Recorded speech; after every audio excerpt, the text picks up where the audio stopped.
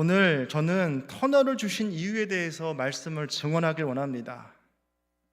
세상에 이긴 자, 승리자를 보면 위기를 안 겪은 사람이 없습니다. 하나님도 분명히 말씀하셨습니다. 예수 믿는 사람이라고 해서 위기가 면제가 아닙니다. 위기를 당하나 담대하라, 내가 세상을 이겼노라라고 하셨습니다. 무슨 말일까요? 내가 이겼듯이 너희에게도 이길 수 있는 힘을 주겠다 아닙니까? 그러나 승리자는 그렇게 위기를 잘 겪은 사람입니다. 위기를 넘긴 사람인 것이죠. 대개 위기 때 사람들은 다 무너집니다. 그러나 이 사람은 다릅니다.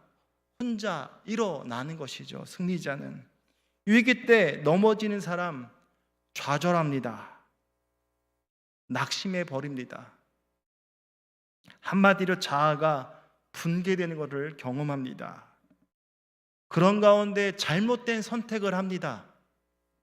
위기의 순간 바른 선택을 해야 하는데 잘못된 선택을 한 것이 평생에 발목을 잡는 경우가 있다라는 것입니다.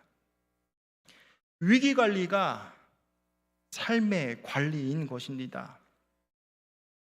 그리스도에게 축복이 있는데 위기, 고난이 그리스도인에게 있어서 굴이 아니라 터널이라는 것입니다. 많은 사회학자들이 이야기합니다. 고난은 굴이 아니다, 터널이다. 굴과 터널은 입구가 비슷합니다. 그러나 큰 차이가 있습니다. 굴은 나아가는 출구가 없습니다. 계속 들어가도 어둠뿐입니다. 그러나 터널은 굴과 입구가 다 비슷하지만 나가는 출구가 있다라는 것입니다.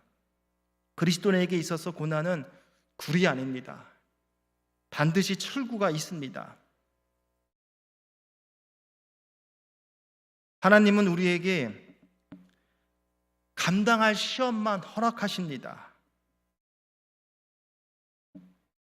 고난받을 때쯤에 피할 길을 내신다라는 것입니다. 사람이 감당할 시험밖에는 너희가 감당한 것이 없나니 오직 하나님은 미쁘사 너희가 감당하지 못할 시험을 감당을 허락지 아니하시고 시험 당할 즈음에 또 피할 길을 내사 너희로 능히 감당하게 하시느니라. 주님께서 우리에게 시험을 면제시키는 것이 아니라 능히 감당하게 하신다라고 말씀합니다. 고난당할 때쯤에 피할 길, 출구가 있다라는 것입니다. 고난을 당하는 자에게 주님의 최고의 축복, 약속, 그것은 출구가 있다라는 것입니다. 반드시 나가게 해 주겠다라는 것입니다. 오늘 요셉의 생애를 통하여서 하나님이 요셉에게 고난과 터널을 허락하시면서 하나님이 우리에게 터널이 아니라 고난으로 하여금 우리를 강하게 하신다라는 것입니다. 그래서 고난을 허락하십니다. 오늘 본문 20절에 이에 요셉이 주인이 그를 잡아 옥에 가두니 그 옥은 왕의 제수들을 가두는 곳이었더라. 요셉이 옥에 갇혔으나 위기 순간입니다. 최악의 순간입니다. 감옥입니다. 근데 우리는 결과를 알고 있어요. 그렇죠? 요셉이 애굽의 총리가 된다는 것.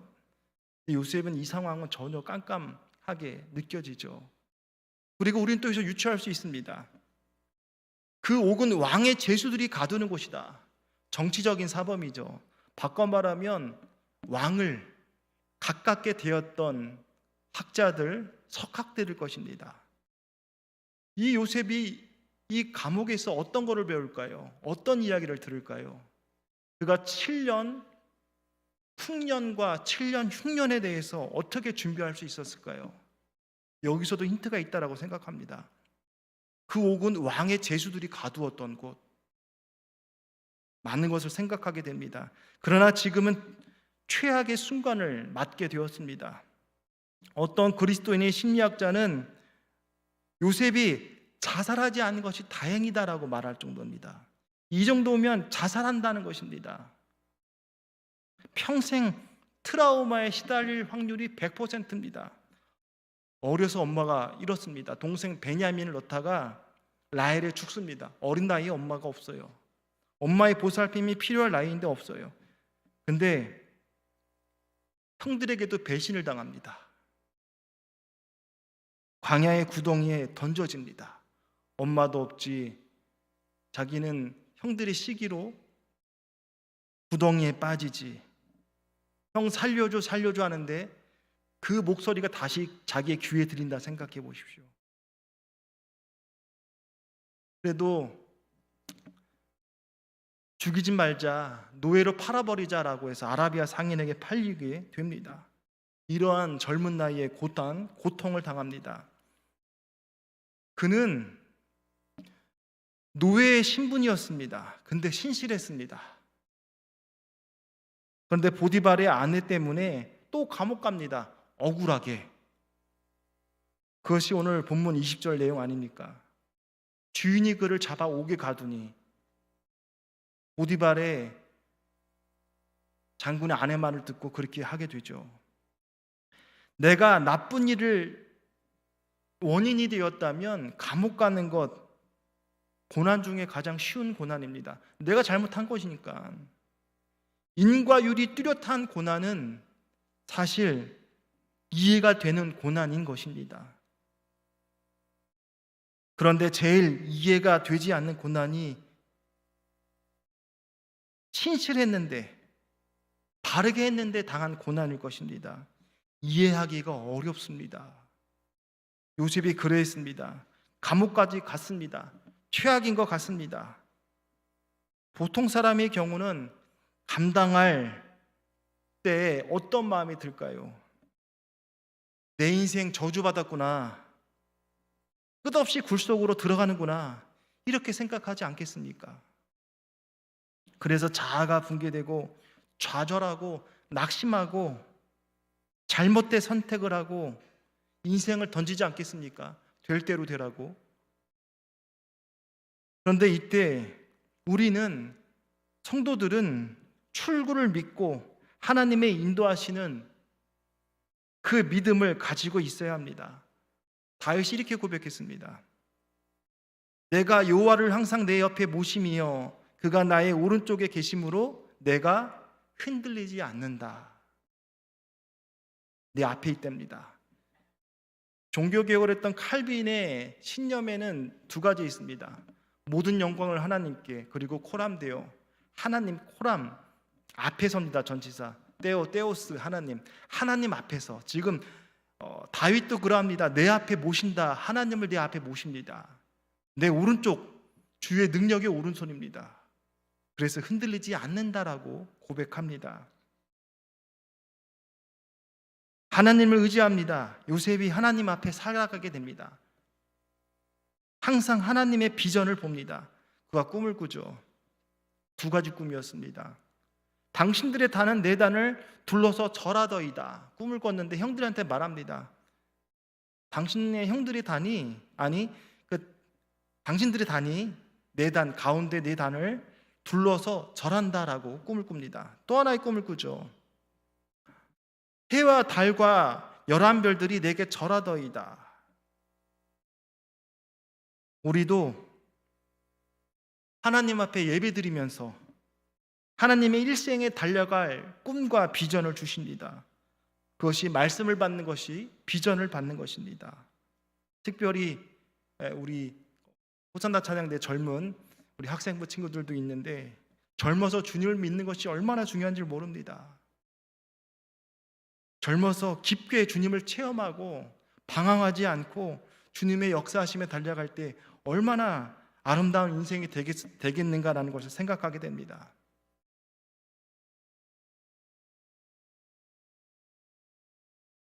어려운 일, 억울한 일이 요셉에게 일어났습니다. 그러나 여기에는 이유가 있습니다. 강하게 하시는 힘있게 하시는 훈련의 과정이라는 것입니다. 오늘 21절에 보면 처음에는 속기 잡은 산업은 마침내 복이 되지 아니하느니라. 쉽게 성공한 사람, 마침내 그것이 복이 아니라는 것을 알게 됩니다. 우리는 미국의 슈퍼볼, 복권 같은 거죠. 로또 복권. 그렇게 얻은 사람이 끝이 좋다라는 이야기를 많이 못 듣고 있지 않습니까? 과정 없이 성공해서 정상에 이르면 그것은 성공이 아니다라는 것입니다. 그것이 오히려 독이 된다라는 것입니다. 처음 속히 잡은 신앙, 처음 속히 잡은 산업, 속히 이룬 성공은 마침내 복이 되지 아니하느니라. 결국 복이 되지 않는다라는 것입니다. 그것이 나를 죽이는 것입니다. 그래서 하나님께서는 충분한 과정, 훈련을 통하여서 정상에 오르기 전에 훈련을 시킨 다음에 올려 보낸다라는 것입니다. 그래야 승리한다는 것입니다. 터널이 그런 훈련의 과정이라는 것입니다. 베이스 캠프의 법칙이라는 게 있습니다. 에베레스트 산 8,848m죠. 1년에 5,600명이 올라갈 수 있는 이유가 있습니다. 베이스 캠프를 아주 높게 세운 것입니다. 3,000m 못되게 올라가면 이 8,848m의 에베레스트 산을 갈 수 있습니다. 베이스 캠프가 높기 때문에 그러합니다. 어떤 사람은 베이스 캠프를 더 높이 자라는 사람도 있었고, 어떤 사람은 정상까지 헬기를 타고 그 아래에서 내려서 걸어 올라가자라고 시도했던 사람이 있다라고 합니다. 그런데 얼마 가지 못하고 고산병으로 전부 실려서 내려왔다라고 합니다. 하나님이 베이스 캠프를 둔 이유는 거기에서 충분한 훈련을 받으라는 것입니다. 충분한 훈련을 받고 올라가는 훈련을 받아야 되는데, 그 과정 없이 정상에 올라가면 헬기로 내려서 걸어가면 될 것 같은데 고산병에 걸리고 실려 내려온다는 것입니다. 정상에 오른 것이 목적이 아닙니다. 말을 올라탔는데 말을 달리게 하는 운용법을 모른다면 떨어져 다칩니다. 그래서 하나님께서는 터널의 과정을 통하여서 나에게 그릇을 만들어 줍니다. 성경은 우리를 그릇이라고 말을 합니다. 그릇은 수용성입니다. 하나님의 승자는 내가 얼마나 빛을 내느냐가 아닙니다. 하나님의 은혜와 영광과 능력을 담을 수 있느냐, 그것이 관건입니다. 주님이 아무리 좋은 것을 줘도 담을 그릇 준비되지 않으면 소용이 없다라는 것입니다. 하나님이 우리가 기도해서 곧바로 응답하지 않는 이유가 여기에 있습니다. 너는 말고삐 잡을 훈련도 안 돼 있고 달려간 훈련도 안 돼 있는데 말 위에 올라가면 떨어진다는 것입니다. 다친다는 것입니다. 그래서 하나님이 바로 응답하지 않고 과정을 기다리게 준비하게 하시는 것입니다. 마귀는 항상 갑지불이 없는 공짜, 과정이 없는 정상을 올라가라라고 말합니다. 금방 올라가라 말합니다. 그대로 올라가면 된다라고 말합니다. 근데 죽는 것입니다. 세상에 공짜는 없습니다. 절대 공짜는 없습니다. 인생 살아보면 우리는 알고 있습니다. 핸드폰 살 때 잘 선택해야 됩니다. 기업은 이윤 창출입니다. 절대 손해보지 않습니다. 광고에서 거의 공짜다라고 싶은 것은 가짜일 경우가 많다는 것입니다. 낚이지 말아야 됩니다. 세상에 공짜는 없습니다. 값 지불해야 얻을 수 있습니다. 좋은 것일수록 더욱더 값 지불해야 합니다. 처음 마약을 줄 때 공짜로 준다고 합니다. 그 다음에 10,000원을 내게 하고 10만 원을 내게 하고 중독되면 더 내라고 하는 것입니다. 미국 제약회사가 나쁜 것입니다.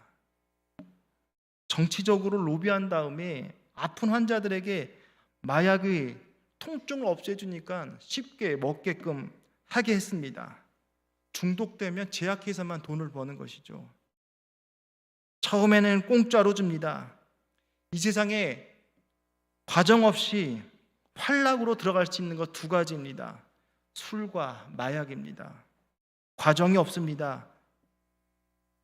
마음의 평안은 내면의 내공의 힘, 견건과 기도의 힘과 말씀 보는 훈련 속에서 이루어집니다. 그 과정 없이 곧바로 믿을 수 있는 것은 술과 마약입니다. 처음에는 공짜로 줍니다. 그러나 중독되면 엄청난 값을 지불해야 됩니다. 중독 때문에 내 삶을 던져버리는 것이죠. 미국의 경우 2021년 18세에서 45세 인구 사망의 원인이 1위가 마약 중독입니다.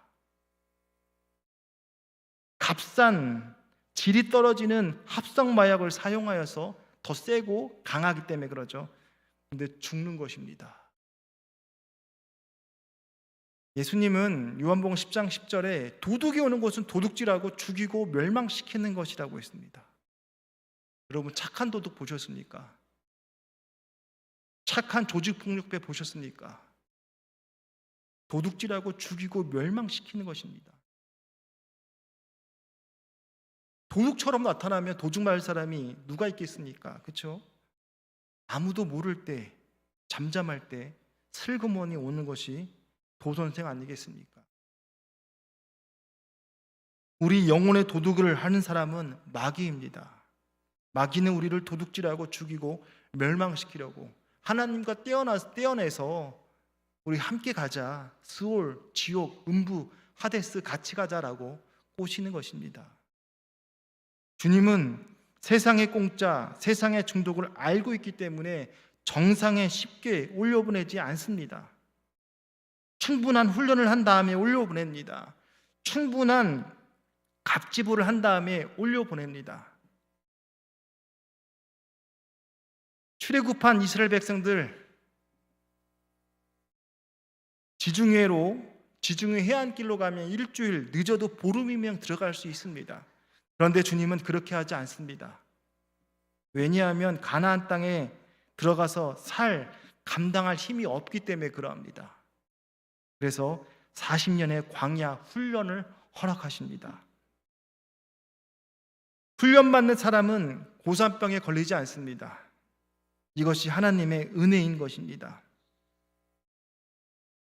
하나님은 왜 우리를 터널의 고난을 주시는가? 정상에 오르기 전에 강하게 만드는 것입니다. 그 일을 감당할 만한, 소화할 만한 충분한 훈련의 과정을 터널을 통하여서 만들어지게 한다는 것입니다. 요셉을 보십시오. 요셉이 마침내 바로 앞에 서서 애굽의 총리가 됩니다. 그가 애굽의 총리가 된 이유는 간단합니다. 하나님이 지신 주의 지혜로 바로의 꿈을 풀었습니다. 애굽 땅에 7년의 풍년이 있을 것이고 7년의 흉년이 있을 것입니다. 7년 풍년도 여러분 위기인 거 아십니까? 풍년이 되면 기강이 해해집니다. 낭비와 사치병이 휘몰아칠 것입니다. 로마 제국의 멸망이 이 사치 혹은 이 흥청망청이란 것이라는 것이죠. 그런 말도 있습니다. 회퇴, 타락의 원인이 여기서 찾기도 합니다. 그 풍년 7년을 버텨야 하고 그 다음 7년의 흉년이 들면 민심이 흉흉해집니다. 기강이 더 무너집니다. 러시아와 우크라이나 전쟁 때문에 월급 빼고 다 오른다라고 말을 합니다. 기름값 고공행진합니다. 7년의 풍년과 7년의 흉년을 버텨야 합니다. 그 역할을 요셉을 지명하고 그 일을 하게끔 합니다. 그래서 7년의 풍년 속에서 쌓아둡니다. 허랑방탕 못하게 합니다. 쌓아둡니다. 7년의 흉년 속에서 절대 공짜로 내어주지 않습니다. 돈을 내라 말합니다. 돈 없으면 가축을 가져오라 말합니다. 그들의 가축을 요셉에게 이끌어 오는지라 요셉이 그 말과 양떼와 소떼와 나귀를 받고 그들에게 먹을 것을 주되 공짜로 안 줍니다. 토지 내놓아라, 가축 내놓아라 그럽니다. 왕권이 강화됩니다. 요셉이 그렇게 합니다. 요셉의 백성들 요셉을 얼마나 원망하겠습니까? 노예 출신이 최고의 강대국 총리 대신이 된 것, 이것만으로 암살의 대상일 것입니다. 시기하는 사람이 가만히 두겠습니까? 풍년 때 마음대로 못 쓰겠습니다. 흉년 때 지독하게 가축받고 밭받고 그렇게 해서 먹을 거를 줍니다. 미움받을 용기가 요셉에는 있습니다. 그만큼 요셉이 강해졌다라는 것입니다. 요셉이 고난의 과정을 다 통과하고 강해진 것입니다. 어떤 것은 무시하고 어떤 것은 집중해야 하는 것을 알고 있습니다. 그래서 이 위기를 극복을 터널을 통하여서 역사가 일어납니다. 굴하면 생각나는 사람이 다윗입니다. 아둘람 굴에 들어갑니다.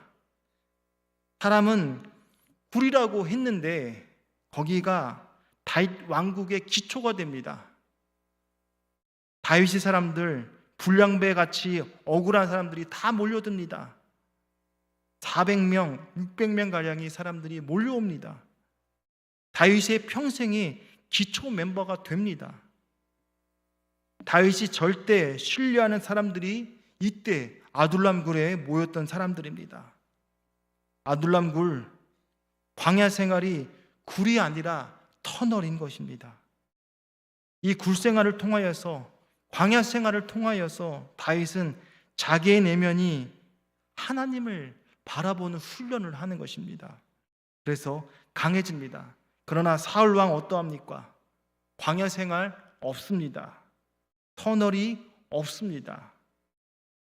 그래서 위기가 올 때 한 방에 넘어집니다. 다윗 시기하는 마음 하나가 일생 죽음으로 달려가는 사울 왕입니다. 광야가 없고 훈련받지 않는 사람들은 왕이 되면 안 되는 사람입니다. 왕이 그것이 오히려 나를 무너뜨리는 결과를 낳는 것입니다. 하나님은 광야를 통하여서 나를 강하게 만드십니다. 그것이 이유입니다. 터널 속에서 반드시 강하게 만듭니다. 강조합니다. 터널에 들어갈 때 반드시 출구가 있다. 이 과정에 의미가 있다. 이것이 믿어야 한다라는 것입니다. 첫 번째는 나를 강하게 하는 훈련이었다면, 두 번째 터널 혹은 고난은 두 번째 의미가 있습니다. 사실 터널이 지름길이라는 것이 두 번째 교훈입니다. 간주장은 그의 손에 맡긴 것을 아무에게든지 살펴보지 아니하였으니 이는 여호와께서 요셉과 함께 하심이라. 여호와께서 그를 범사에 형통하게 하셨더라. 감옥, 최악이죠. 자유를 침해합니다. 갇혀 있습니다. 그런데 영화를 보면 복선이라는 게 있습니다. 저 둘이 싸우고 있는데 저 둘이 결혼할 것 같아 라는 것을 알고 있죠. 이렇게 영화에서처럼 복선을 깔아둡니다. 감옥이라는 최악의 환경이야. 그러나 하나님이 그와 함께하고 있어. 간수장도 요셉을 믿고 있어. 이게 복선이라는 것입니다. 간수장 감옥이죠. 간수장이 그의 손에 다 맡깁니다. 그리고 두 번째 줄 보면 여호와께서 요셉과 함께하고 계세요. 그리고 그를 범사에 형통하게 하세요. 하나님의 뜻이 있다, 복선이 있다라는 것입니다. 하나님은 깊고 깊은 터널에 고난의 복선을 주십니다. 설명할 길이 없고 뭔가 복선의 희망을 주십니다. 그 복선이 있다면 하나님의 역사가 나타날 것입니다. 마치 엘리야가 손바닥만한 구름을 보고 큰 비가 올 거라는 것을 알게 됩니다. 아브라함이 평생의 삶 가운데 첫째 아들 이스마엘 말고 하나님이 예비한 이삭을 보고 그를 통하여서 하늘의 별과 같이 땅의 모래와 같이 많아질 것을 믿음의 눈으로 보는 것과 같습니다. 하나님은 일부러 내 길을 막는 것과 같습니다. 한나가 왜 출생하지 못했을까요? 왜 하나님이 그의 자녀가 없으므로 왜 부르짖게 기도하게 했을까요? 사무엘 킹메이커, 킹 브레이커입니다. 왕을 세우고 내리는 사사시대의 마지막 사사와 첫 번째 선지자 사무엘이 한나의 자녀인 것을 기억합니다. 우리는 막는 길만 봅니다. 아셔야 합니다. 하나님이 진짜 사랑하면 내 앞길을 막아버립니다. 그때 오직 한 길만 그 길, 하나님의 길을 보게 하십니다. 하나님이 이것을 가르쳐 주기 위해 막힌 길을 보여주는 것입니다. 믿음 없는 사람 막혔다고 원망하고 자아가 무너집니다. 이게 뭐냐고 자기를 던지면서 될 대로 될 거라라고 포기하는 것이죠. 믿음 있는 사람 막힌 길을 보지 않습니다. 하나님이 열어준 그 한 길을 보게 되는 것입니다. 하나님이 열어준 길이 바로 지름길인 것입니다. 여러분, 기차 탈 때 가장 통쾌한 이유가 뭘까요? 그 중에 하나가 터널 통과라고 생각하게 됩니다. 기차를 타면 터널 통과할 때, 뚫고 지나갈 때 가장 빠른 지름길입니다. 지름길이기 때문에 하나님이 우리에게 터널을, 훈련을 주는 것입니다. 그 길 아니면, 터널 아니면 그 산을 돌아가야 되는 것입니다. 주님이 일사천리로 그 길을 여시기 위해서 터널, 그 하나의 길을 보여주는 것입니다. 하나님은 이스라엘을 향한 하늘의 별과 같이 땅의 모래와 같이 융성하게 해서 복의 근원이 되는 비전을 아브라함에게 주었습니다. 그 비전이 요셉 때부터 이루어지는 것입니다. 70여 명의 야곱의 자녀들이 200만 명이 되게끔 그 시작이 첫 단추가 요셉인 것입니다. 이스라엘의 인구가 많아지기 위해서는 막강한 누군가 보호해 주어야 되는 것입니다. 이방 민족으로 보호를 받아야 됩니다. 그 역할을, 그 배경이 애굽이었습니다. 고대 근방의 최강의 애굽이 이스라엘을 큰 민족을 이루도록 고센 땅을 줍니다. 고센 땅이 어머니의 자궁처럼 마침내 민족을 이루어 낸 것이 요셉의 시작인 것입니다. 그것을 위해서 하나님은 요셉을 택한 것입니다.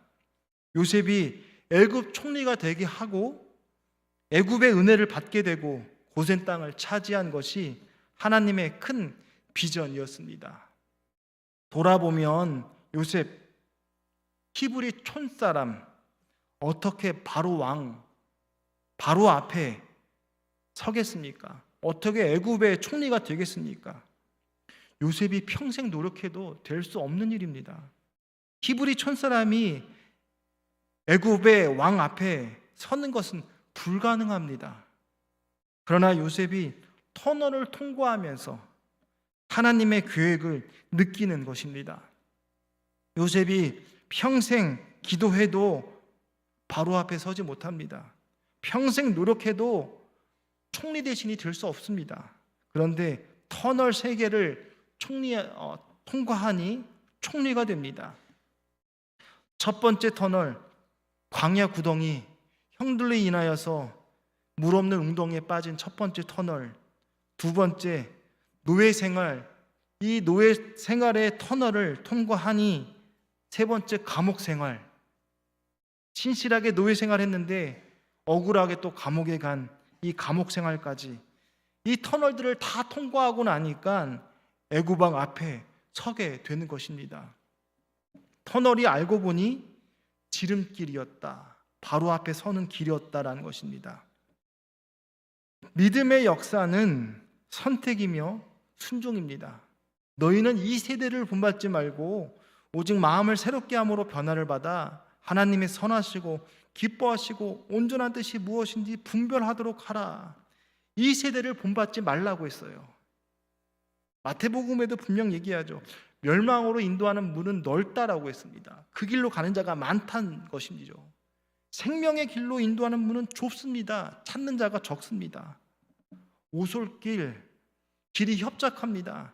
그런데 그곳이 어머니 집, 천국이라면 그 길로 오라는 것입니다. 이 세대를 본받지 말고 우리는 분별해야 됩니다. 하나님이 선하시고 기뻐하시고 온전한 뜻이 무엇인지 분별하라. 선택에 재밌는 것이 무엇이냐면 이러한 길들이 다 보입니다. 우리 눈앞에. 그런데 될 것 같은 길을 다 막아버립니다. 오직 한 길만 뚫린 길이 있다라는 것입니다. 그 길 가면 그 길 가는 것이 자연스러운 것입니다. 그 길 쫓아가다 보면 주님이 열어놓은 길이라는 것을 알게 되는 것입니다. 주님이 열어놓은 길 가는 것, 그것을 볼 줄 아는 것이 성도인 것입니다. 그 길, 터널 속에서 보이는 것입니다. 다 막혔습니다. 하나님이 그러나 열어놓은 길이 있다는 것입니다. 그것이 역사하는 길입니다. 그것이 열매 맺는 가지인 것입니다. 지혜로운 자는 열매 맺는 가지를 거기에 집중합니다.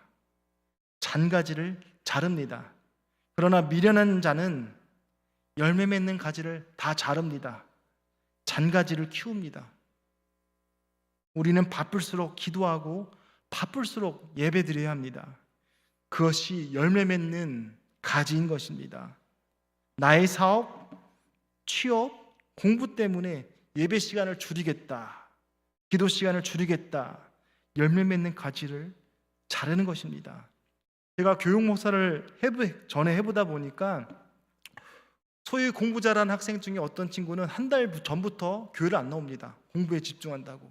학원도 오라고 합니다. 또 어떠한 친구는 또 공부 잘하는 친구의 케이스를 보면 자기는 주일날 고3인데 학교에서 전원 등교를 원칙으로 하는데 특별히 공부를 잘하는 학생일수록 더욱더 그러할 텐데 자기는 예배를 드리겠습니다라고 교감 선생님께 허락을 맡아서 하는 친구가 있습니다. 어느 사람이 승리자가 될까요? 하나님께 지혜를 구하는 자가 승리자가 되지 않겠습니까? 지혜로운 자는 터널 속에서 하나님의 지름길을 보는 것입니다. 주님이 이 길로만 인도했을 때 그것이 지름길이라는 것입니다. 말씀을 정리하겠습니다. 바울도 살 소망이 끊길 정도로 고난을 받았습니다. 형제들아, 우리가 아시아에서 당한 환난을 너희가 모르기를 원치 아니하노니 힘에 겹도록 심한 고난을 당하여 살 소망이 끊어지고 우리는 우리 자신이 사형 선고를 받은 줄 알았으니 이는 우리로 자기를 의지하지 말고 오직 죽은 자를 다시 살리신 하나님만 의지하게 하심이라. 밑줄만 보면, 색깔을 보면 아시아에서 당한 환난, 모르길 원치 않는데요. 힘에 겹도록 심한 고난을 당하여 살 소망까지 끊겼다. 어떻게 보면 어떤 학자는 바울의 자살 충동이라 말할 정도입니다. 살 소망이 끊어지고 힘에 겹도록 힘들었다는 것은요, 사형 선고를 받은 줄 알았다. 네, 그가 깨달은 것이 무엇입니까? 자기를 의지하지 말고, 빨간색 글씨죠, 하나님만 의지하게 하심이라. 바울은 카드가 많은 사람입니다. 그러나 주님만 바라보게 하기 위해서 터널로 집어 넣으신 것입니다. 채우기 위해서 전제가 있습니다. 비워야 합니다. 여러분이 가지고 있는 주먹을 펴야지 새로운 것을 얻을 수 있습니다. 하나님이 채워주는 것, 그러기 위해서 카드를 막아버립니다. 하나님의 빈잔을 만들기 위해서입니다. 주님의 것으로만 채워지길 원하십니다. 그런데 나의 것으로 바라는 사람이 있다면 마침내 자기 힘으로 살아가는 것이죠. 얼마나 힘들겠습니까? 고와 같은 삶 아니겠습니까? 무엇을 먹을까 마실까 하는 삶이 아니겠습니까? 예수님을 신뢰하지 못하고 의지하지 못하는 삶, 이 땅에 눈물의 인생을 살아갈 것입니다. 그러나 하나님께서 터널로 인도하실 때 그것이 나를 강하게 하셨고, 나를 지름길로 인도하셨고, 세 번째 교훈이 있다면 하나님만 바라보게 하셨다는 사실을 기억하면서 주님의 기쁨이 되어서, 그래서 믿지 않는 자들에게 등대가 되어서, 하늘의 비료가 되어서 옳은 길로 인도하는 저와 여러분이 되었으면 좋겠습니다. 기도하겠습니다. 주님의 은혜와 사랑을 감사합니다.